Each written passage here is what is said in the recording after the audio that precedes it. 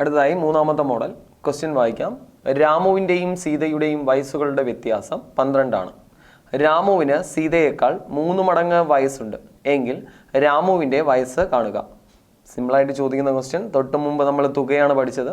ഇവിടെ നമ്മൾ പറയുന്നത് എന്താണ്? വ്യത്യാസമാണ്. അപ്പോൾ നമുക്കൊന്നുകൂടെ നോക്കാം. രാമുവിൻ്റെയും സീതയുടെയും വയസ്സുകളുടെ വ്യത്യാസം 12 ആണെന്ന് പറയുന്നു. രാമുവിന് സീതയേക്കാൾ 3 മടങ്ങ് വയസ്സുണ്ടെങ്കിൽ എങ്കിൽ എന്താണ്? രാമുവിൻ്റെ വയസ്സ് കാണുക. ചിലപ്പോൾ സീതയുടെ വയസ്സായിരിക്കും ചോദിക്കുന്നതെങ്കിൽ സീതയുടെ വയസ്സ് കാണുക. വേറെ വിഷയമൊന്നുമില്ല. ചെയ്യേണ്ടത് ഇങ്ങനെയാണ്. നേരത്തെ ചെയ്ത മാതിരി നമുക്കൊന്ന് ചെയ്ത് നോക്കാം. രാമുവിൻ്റെ വയസ്സുണ്ട്, സീതയുടെ വയസ്സുണ്ട്.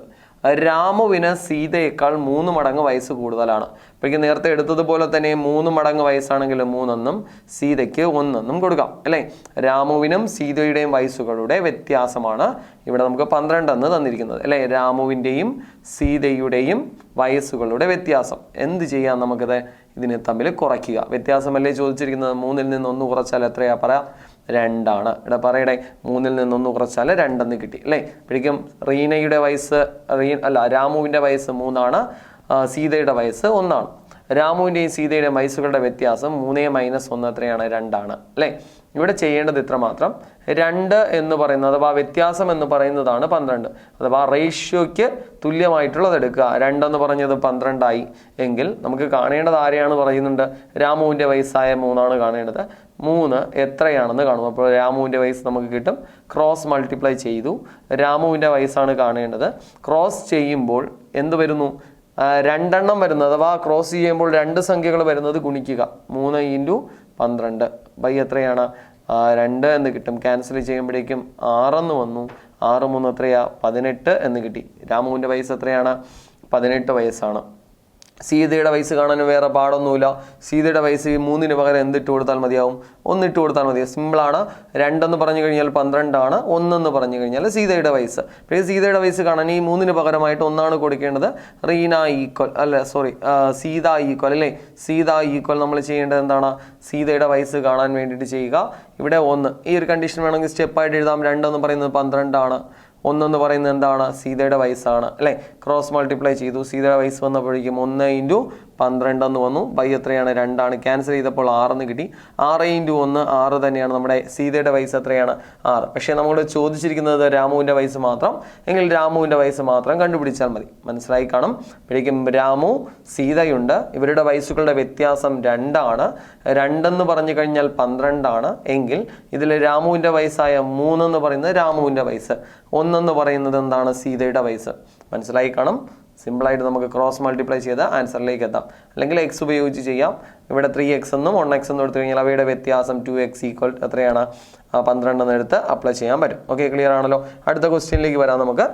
എയുടെയും ബിയുടെയും വയസ്സുകളുടെ തമ്മിലുള്ള അംശബന്ധം. ഇവിടെ ഫസ്റ്റ് അംശബന്ധം പറയുന്നു. എയുടെയും ബിയുടെയും വയസ്സുകൾ തമ്മിലുള്ള അംശബന്ധം 5:2. എയുടെയും ബിയുടെയും വയസ്സുകൾ തമ്മിലുള്ള അംശബന്ധം. എയുടെ ഉണ്ട്, എയും ഉണ്ട്, ബിയും ഉണ്ട്. വയസ്സുകൾ തമ്മിലുള്ള അംശബന്ധം 5:2 എന്ന് പറയുന്നുണ്ട്. ഇവരുടെ വയസ്സുകളുടെ വ്യത്യാസം 15 ആയാൽ, ഇവരുടെ വയസ്സുകളുടെ വ്യത്യാസം 15 ആയാൽ എയുടെ വയസ്സ് എത്ര? എയുടെ വയസ്സ് മാത്രം കണ്ടുപിടിച്ചാൽ മതി. ഇവിടെ നമ്മൾ ചെയ്യേണ്ടത് ഇത്ര മാത്രം. വയസ്സുകളുടെ വ്യത്യാസം ഫസ്റ്റ് കാണുക. എ ഉണ്ട്, ബി ഉണ്ട്. വയസ്സുകളുടെ റേഷ്യോ 5:2 ആണ്. വ്യത്യാസമായ A - ബിയിലേക്ക് വരുന്നു. അപ്പോഴേക്കും അവിടെ കിട്ടുക 5-ൽ നിന്ന് 2 കുറച്ചാലാണ് എത്രയാണ് കിട്ടുക? 3 എന്ന് കിട്ടുന്നു. അപ്പോഴേക്കും ഇതാണ് സ്റ്റെപ്പ്. അടുത്ത് ചെയ്യേണ്ടത് 3-ന് തുല്യമായിട്ടുള്ളത് ഏതെന്ന് കണ്ടുപിടിക്കുക. 3-ന് തുല്യം 15 ആയാൽ കാണേണ്ടത് എയുടെ വയസ്സാണ്. എയുടെ വയസ്സായ റേഷ്യോ 5 ആണ്. 5 എന്ന് പറഞ്ഞാൽ എയുടെ വയസ്സാണ്. ക്രോസ് മൾട്ടിപ്ലൈ ചെയ്യുക.